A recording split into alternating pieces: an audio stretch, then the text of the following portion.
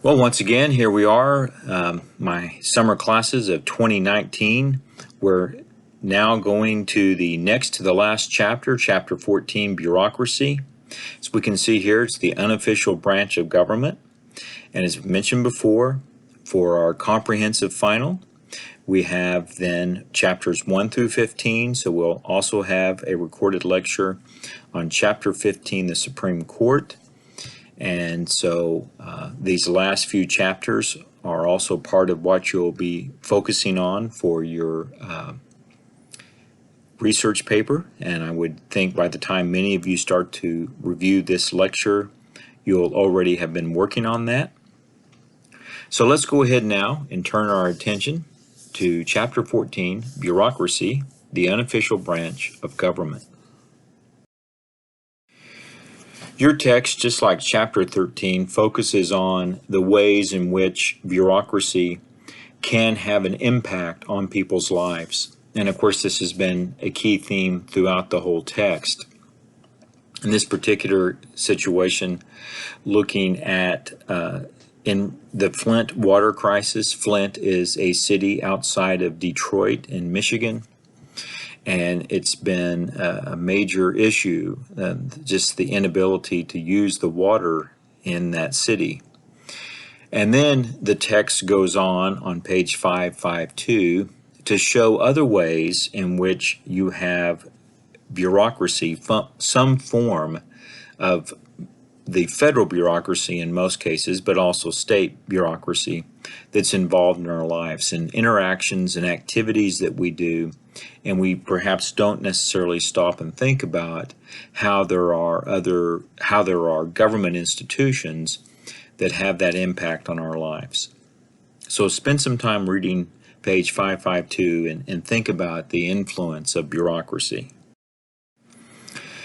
Bureaucracy is very powerful and behind the scenes in many cases and helps us stay secure.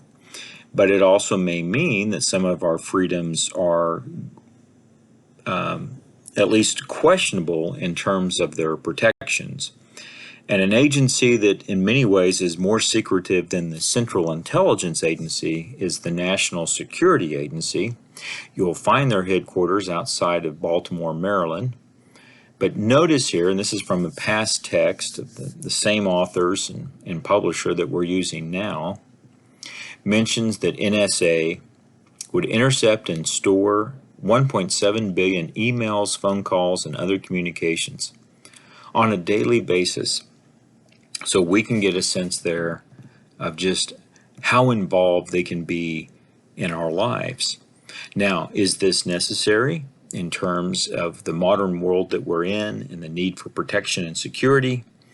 Is that what the NSA is called on to do, or is it in fact abusive in its powers?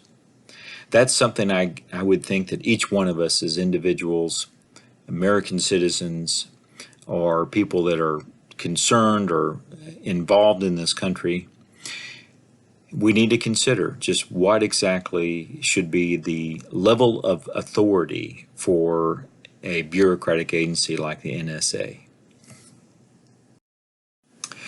But there's interactions at the state level and interactions between state bureaucracy and federal bureaucracy. One of the interesting examples in our part of the country, for many of you taking this class that live in Ottawa or Delaware counties in northeast Oklahoma, you can certainly see this involvement of a state bureaucracy, the Grand River Dam Authority.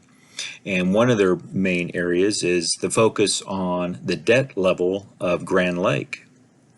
GRDA has wanted the debt level to increase, so it will be a deeper lake and would allow then for larger boats to stay on the lake. There has been some pushback to that and from the federal level, and that has actually been supportive of the city of Miami and the position of Miami to have Grand Lake as a shallower lake, and then would allow for more water to come into the lake in a faster period of time during a flood period. So, and this is the appeal that Miami has tried to get from a segment of the Department of Energy known as the Federal Energy Regulatory Commission. And this is an organization that can overrule a state bureaucracy. But the state bureaucracy can get support from other officials, elected officials, which right now the GRDA is getting that from the U.S. Senator and the congressman in this area. Now, so the idea would be, just think of the trade-off, and some of you live in the Grove area, and so you know that if you did have more water in the lake, it means it can't take on more water during the flooding, and that can have an impact on Grove, but it can also mean then you have the backwater effect in Miami, which is what we experienced earlier this summer and spring when you had water going back from Tar Creek into areas of the city of Miami and close to the campus of NEO for sure, actually on parts of the campus of NEO, looking at the baseball and softball fields. So Miami would want a shallower lake, Grove would want a deeper lake. And this conflict continues to go on and is being played out among competing bureaucratic regulations. Currently, the GRDA is winning, and it's winning by now getting other support from other bureaucratic departments such as the Defense Department, and again from elected officials who are also wanting to have a deeper lake. Well, beyond that personal type of our really local bureaucratic conflict, we can just see on a grander scale the ways that bureaucracy can limit the power of a president. So here you're looking at the executive branch, but you're looking at segments within the executive branch. So you have the elected official, the president, or the person who has been has been determined to be president in that case, versus then other segments within the executive branch, and that would be the bureaucracy. So you have the size of bureaucracy, you have the expertise of bureaucracy. Can be two ways in which a president can have a limitation to what the president may want to do, or how the president may want to go about controlling the bureaucracy. And so how much would a president really be able to, one individual, how much would that one individual know about the Department of Defense, the Central Intelligence Agency, NASA? How much would the president, beyond the size, be able to comprehend and contact all the different segments within a bureaucratic agency? But then also just to know the operations of any bureaucratic agency. So it's just the sheer scope of it makes it very difficult for one individual to effectively control the bureaucracy. I mean, just look at the structure then, the physical structure of the Pentagon. And if you just look at that building and then say, how does one individual control that? How can you control all the operations that are taking place within this particular office? And then if you just look at what's asked to be done, if you're looking at NASA, National Aeronautics and Space Administration, and you have a case there of, would any president be able to fully understand the workings of that bureaucratic agency, the goals and the vision of any particular agency? So here you're looking at NASA, and we've had one president that I would think since the creation of NASA that might be able to understand the language and the communication of and the expertise of many of the people that work in NASA, and that would be Jimmy Carter, who had a degree in nuclear engineering from the Naval Academy. But we've got to assume that most of people who are president, the people who become president, they have legal backgrounds, they have economic backgrounds, business backgrounds, and so this is just not an area that they would really know that much about. 3 basic traits of bureaucracy, and so this would be one of the ways then of determining the structure of a bureaucratic organization. When you hear the term bureaucracy, these traits should be what comes to your mind to think about how they exist. So there's hierarchy involved, a chain of command, there's job specialization, and then there's formalized rules and an ongoing way of following what to do in almost any instance. There's some sort of guidebook that explains to you within the bureaucratic organization how you're supposed to carry out your operation. Now, with all that, when you look at those traits of bureaucracy, you can make a conclusion that it doesn't necessarily mean that they have to be in a government organization. I mean, you can look at these traits of bureaucracy, and I'm assuming if some of you have worked for Walmart, for example, these traits would be similar to what you would see there. Or if you are a member of a very large church, or perhaps some other organization, that you would see these types of traits that would be put together there. But of course, for our sake, we're really focusing on government institutions. And beyond that, we're also mainly focusing on federal government institutions. But these would be the traits that you would see with bureaucracy. Let's kind of go into some detail about these traits, and we'll use the Navy as an example. Pretty large bureaucratic organization is the way we could look at the Department of the Navy. And this is just one example of a chain of command that you would find on board a ship. And so you would have that commanding officer go on down the list. Certainly not asking you to memorize what we have here, but it's just to help to reinforce the idea that there would be a chain of command within that organization. And everyone would know their position. Every person would know his or her position within that chain of command. Vast amounts of job specialization in the U.S. Navy, and it would be extremely important to know that position, and added to that would be the rules within that job specialization. But a person's job on the flight deck of an aircraft carrier, for example, specific rules, specific places to stand, specific training that you would need to know, that person would need to know. And if you didn't have that training, you really shouldn't be in that particular position, right? And would more than likely not have you in that case. It would be a major escape from protocol to see something like that occur. So to make things work properly, everyone has job specialization and follows that job specialization.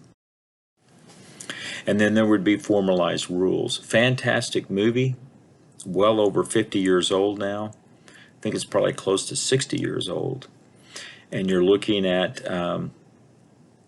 this case of a ship deciding to mutiny and to take over command from the commanding officer.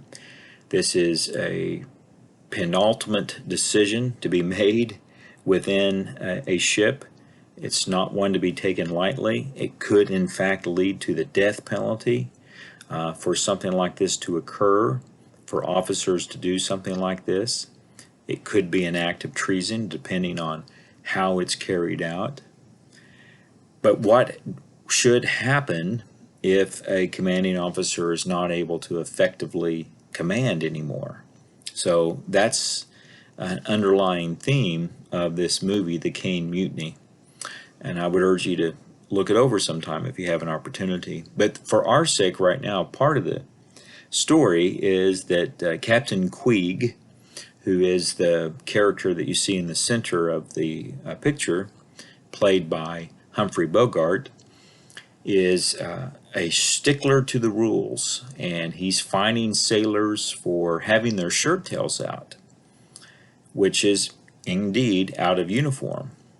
But it's also then a bit of a question to say that you have to go to the degree of fining sailors and every one of them being punished. Isn't there something bigger that you should be focusing on than whether or not their shirt tail is out?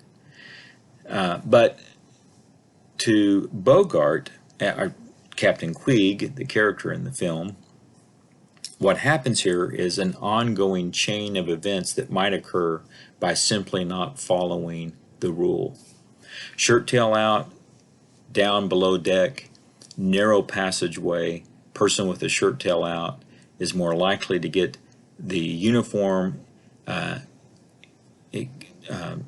tangled up in equipment, and now this individual is more likely to be injured, and if this person is injured, then that means that that sailor is now in sick bay, and that sailor cannot continue to do his job. And if that person can't do his job, then another sailor has to now do not only his job, but the injured sailor's job. And it becomes then a burden for the ship. So the way to minimize the possibility of that happening is to be in uniform. There is a reason for the rule. Maybe the rules are excessive, but there's a reason why those rules are there. Now, so those are the traits of bureaucracy. Another part that we really don't see emphasized in your text is this concept of faceless bureaucrat, and the idea that a bureaucrat is someone who's really not interacting with the public. It's not really an image of the bureaucrat. The bureaucrat, in fact, needs to be removed from the public and does not perhaps have any kind of personalized empathy for the people that they're serving.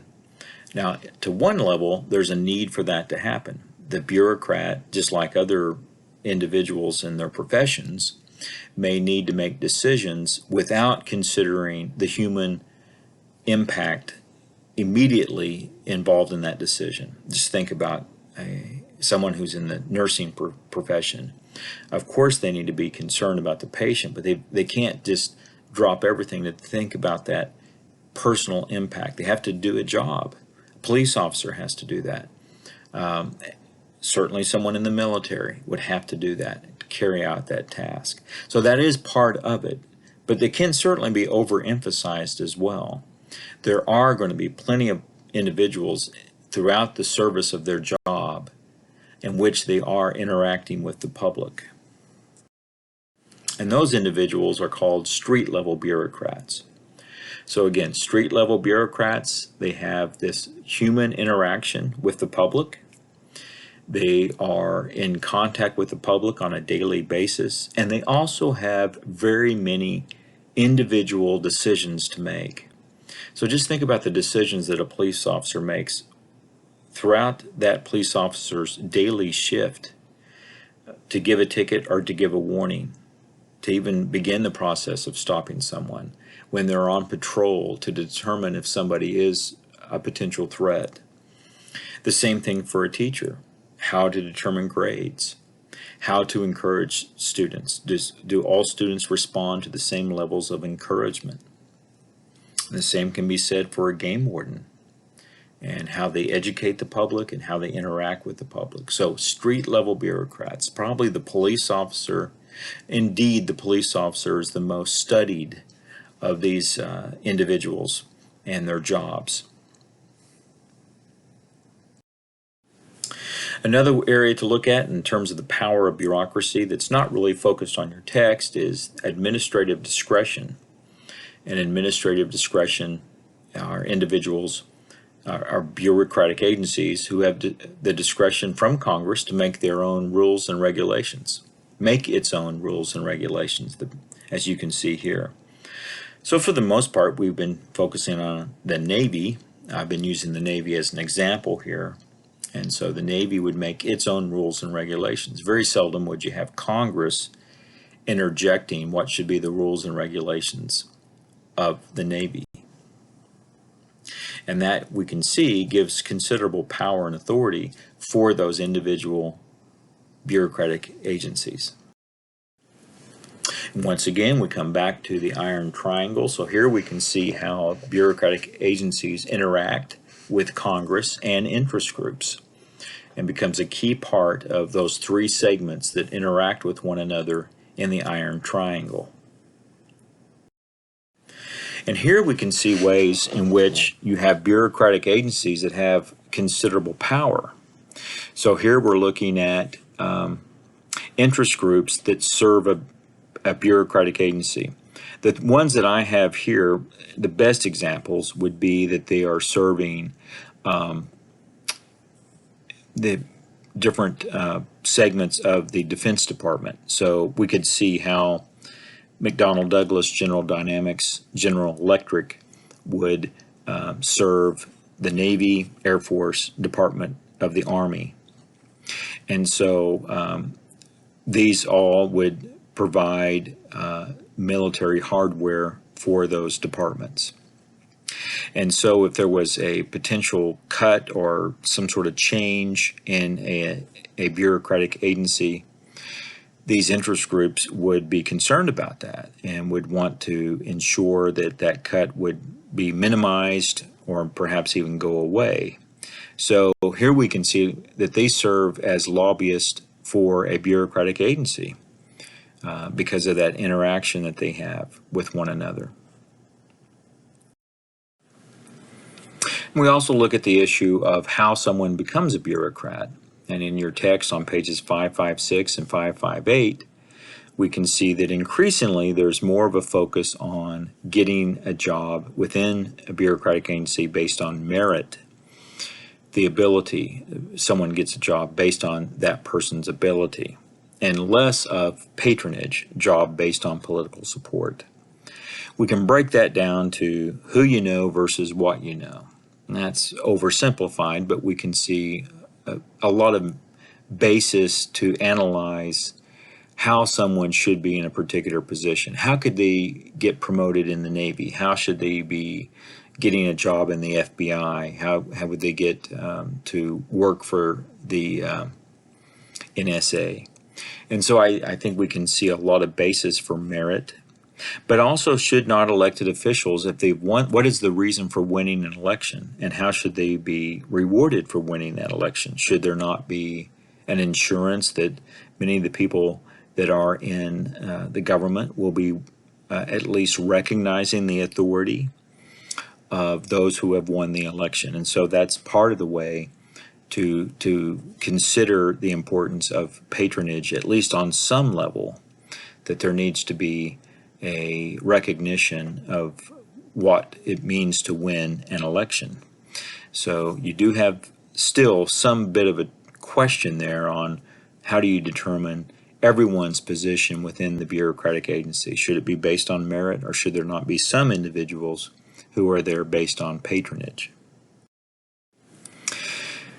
This debate was intensified with the Garfield assassination in the 1880s, where you had a disgruntled job seeker trying to get a job with President Garfield. Garfield turned him down. His name was Charles Guiteau, the assassin. And later on, then, when Garfield was waiting for a train in Washington, D.C., Guiteau shot him. Garfield died a few months after the assassination, so he never recovered from the assassination. And this is part of the reason for changing the whole basis of how people get jobs within the federal government. So this was a common practice in the few decades after the Civil War, that a president would have roughly one day a week, perhaps even more, in which that individual would just meet the public and would have appointments to meet the president. And many of those people, those appointments would be based on seeking a job. And so presidents would have to make lots of decisions on whether or not that individual should be appointed. And Garfield relied upon some other input from other folks to say Guteau was not a good selection, and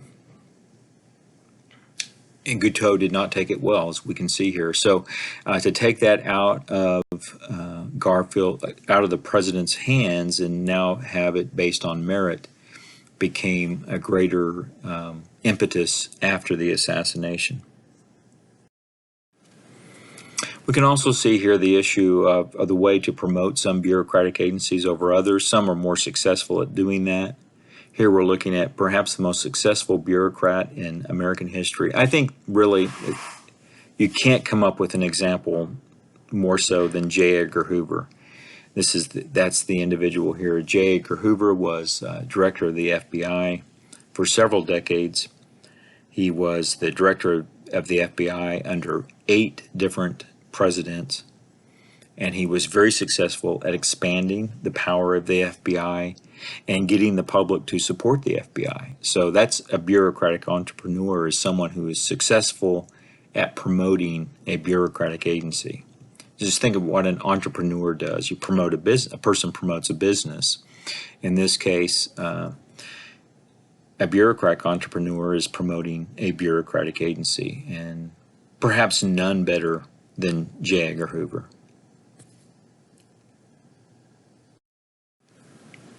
We also then look at the issue of how bureaucracies survive. And this is a fascinating book. Inside Bureaucracy seems to be rather basic, but what it's explaining here is the concept that a bureaucratic agency is in many ways a living thing, and it has tendencies like a living thing, such as it wants to survive. It has appetites. It's trying to expand and to ensure its survivability. And as a result of that, then, what do bureaucratic agencies do to ensure that they'll survive? So the attempt then to eliminate a bureaucratic agency is like trying to kill a living thing. And so a bureaucratic agency, if it's there to solve a problem, according to Downs, may then not necessarily want to solve the problem because it may no longer have a reason to survive, or it will need to search for another problem and expand its reason for existing in the first place. So with that, how do you begin to reform a bureaucracy? Now, some of this is brought out in your text, so I do want to stress that. But some of the ways that you can go about reforming a bureaucracy is to combine the agencies, privatize an agency, or make it transparent. So let's cover those for a little bit here. There was an attempt after World War II to have all ground troops part of the Army, and that would mean then that the use of ships and protecting the high seas would be the Navy.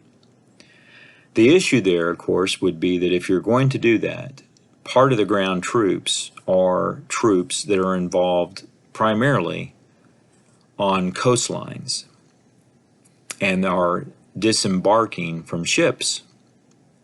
Those are generally Marines, and the Marine Corps is part of the Department of Navy. They are the ground troops of the Navy.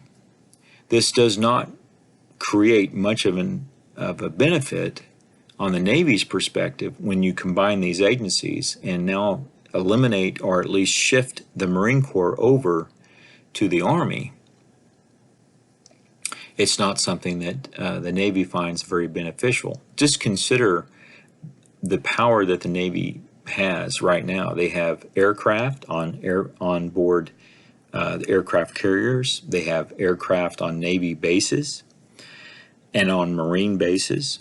And they have ground troops with the United States Marine Corps. And then, of course, they have on the sea and below the sea ships, submarines. They have ways then of protecting those areas. So that's a considerable area of expanse there and power. And why would one agency want to give up its power? So it does show us at least one example that it's pretty difficult to get agencies to give up authority, which is what's being asked to be done when agencies are combined. Privatization can certainly, one of the things that privatization automatically does is it reduces the number of state bureaucrats. It does not perhaps reduce the number of people and personnel. It does not reduce the personnel that's being paid by taxpayers. It just now means that that personnel is under a private company who now get the grants or funding from the government. And so we've seen an expansion of privatization in many areas, even security. The second largest military force in Afghanistan for many years has been private security forces behind the U.S. military. So the key is whether or not privatization is able to do a better job than the government. And so that varies from case to case on whether or not that's effective. But that would be part of the way of trying to reform a bureaucracy. Instead of have the bureaucratic agency carry out a particular task, it's now turned over to a contract with a private organization, a private business. And then you have transparency. Just make the bureaucratic agency more open to the public by explaining their activities, perhaps provide town hall meetings, newsletters, updates, explaining what they're doing. This might be a good thing, but then again, it might mean that the agency is not able to carry out its task if it has to be transparent. So, for example, could a bureaucracy like this Central Intelligence Agency actually do its job if it had to be transparent at what it was doing? Might there be things that this agency does that it just can't on an ongoing basis explain? And of course, that's for us to consider. Should we have access to the information and the activities of the organizations that we through taxes are paying for? Well, we can consider reasons to reform bureaucracies or ways to go about doing that. Let's once again just remind ourselves of what bureaucratic agencies are supposed to do. And you'll see this definition of implementation on page 553 in your text. And overall, we can just say that this is a way of carrying out a policy, putting that policy into action. So you can come up, and a policy is a decision.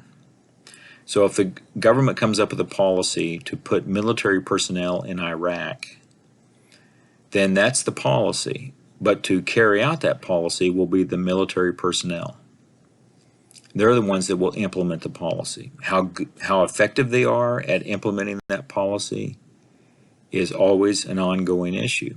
And we may not really know how effective they'll be until the policy is then asked to be carried out.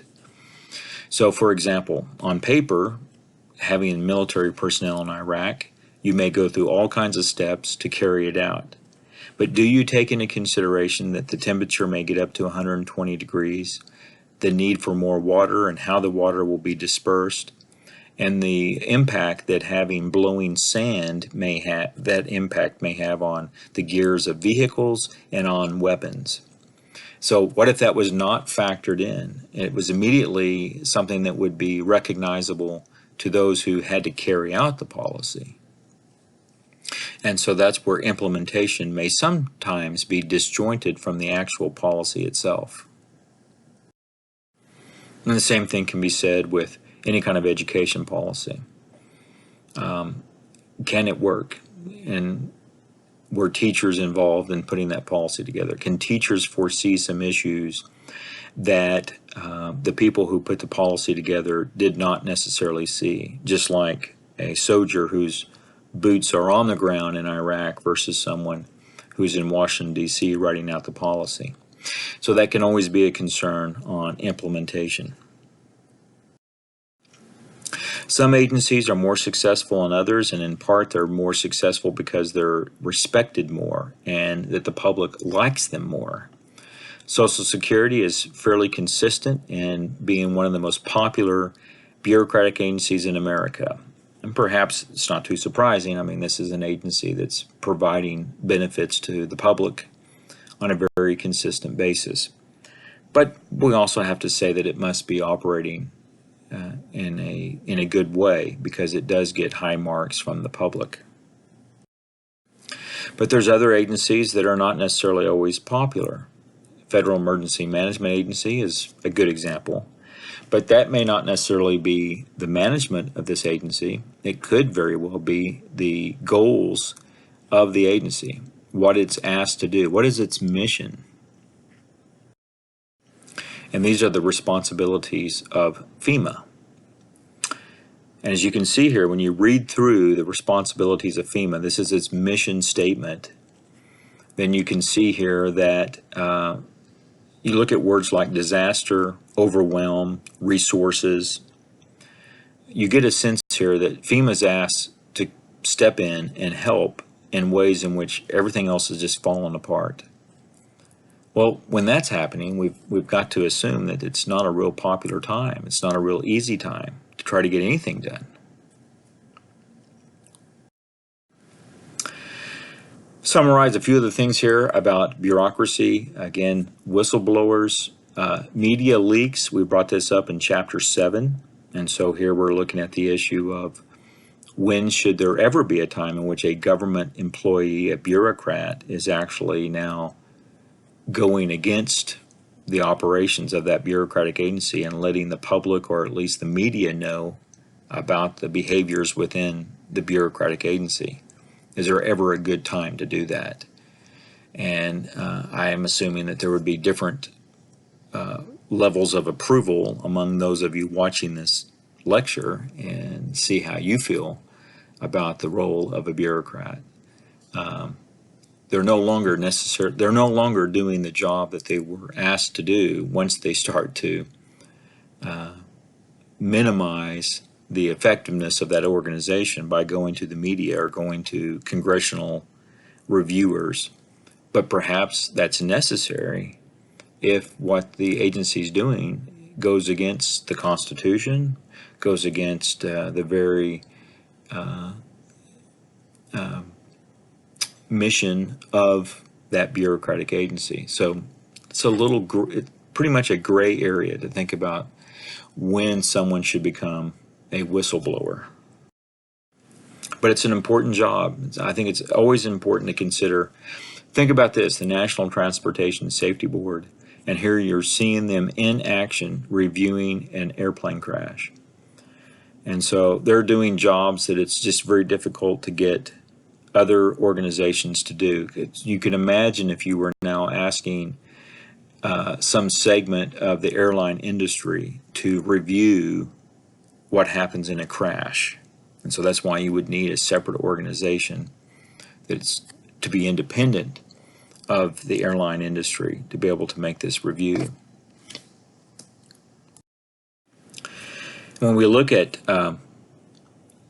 airline crashes, when a plane does crash, there's assumed to be three reasons for this crash: human error, machine error, or environmental structure. Just kind of a systems error. Well, you can imagine that there's going to be pressure on the NTSB to come up with number one as the explanation, right? The pilot, especially the pilot, has died in the crash. From the airline's perspective, you can now say, well, that individual is in a terrible situation. It's unfortunate, but that individual was responsible, and that individual is now gone. And so the case is closed. But if it's a machine error, then the company is still there and has to now explain why it would allow that to happen, what caused that to occur. Or in the case of a system or environment error, you've got the whole industry itself, perhaps, that can be blamed as a reason for the crash.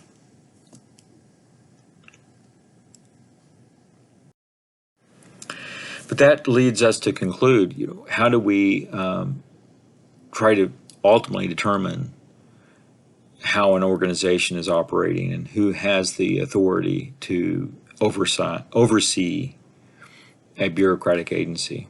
And so bureaucratic agencies should have some sort of outside force within the agency to analyze the activities within that organization. This would be the Inspector General. But we're left then, as we can see from this quote that goes back to the Roman times, who will watch the watchers. And so it becomes circular to try to figure out, how are we ever really knowing that we have effective oversight of a bureaucratic agency? All right, we'll stop there. That's chapter 14, looking at bureaucratic agencies. We'll have one more recorded lecture, and that will be on the Supreme Court.